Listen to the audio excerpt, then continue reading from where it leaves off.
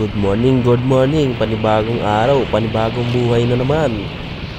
Napabiyahe nang wala sa oras si Utoy. Ako nga pala isang full-time movie rider.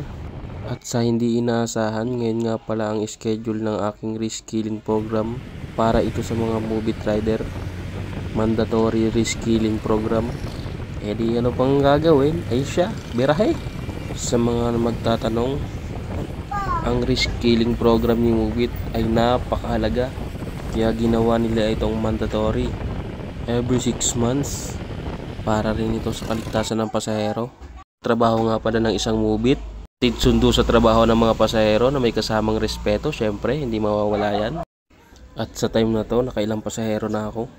Ang babait talaga ng customer ni Mubit. Kung nakikita nyo, screen record lang ang gamit ko. Wala pa kasi pambili ng 360 camera, may kamahalan din, kaya tiyaga-tiyaga muna. At sa mga oras na to, last passenger ko na to. Nang madrop ko na si customer, napagdesisyonan ko muna kumain. Ito muna kakainin ko dahil alas 9 pa lang ng umaga. At ang schedule ko nga pala sa reskilling ay 9, kaya ito, larga na kagad pagkatapos. Takbong pogi lang. Naalala ko, hindi nga pala ako pogi, kaya nirat-rat ko na 100 kph kaagad.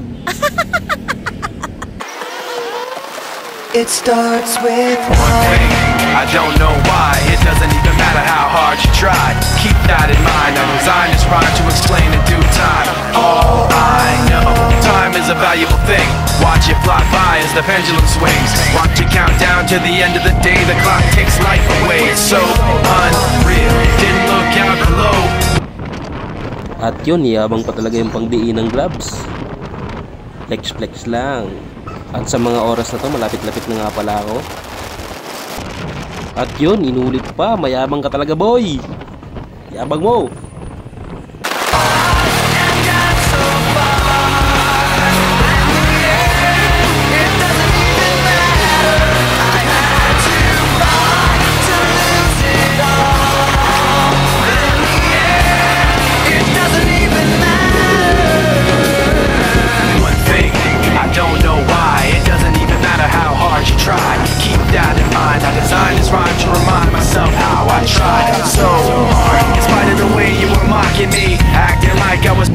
At yun, sa wakas, nakarating na rin.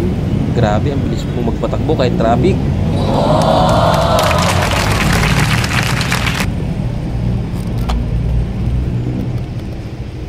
Good morning, sir. Reskilling. Patik na lang. Sige po.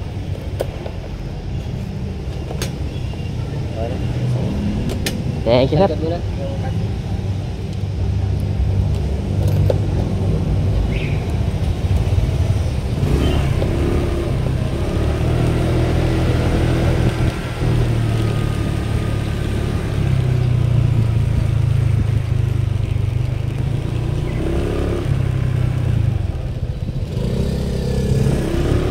At yun, sa wakas, nakarating din.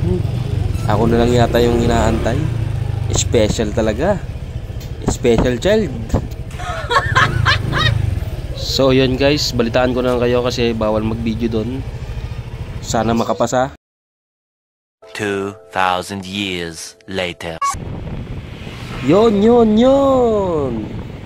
Magandang balita, nakapasa, pero grabe, napakahirap pala talaga. Hindi ko in-expect.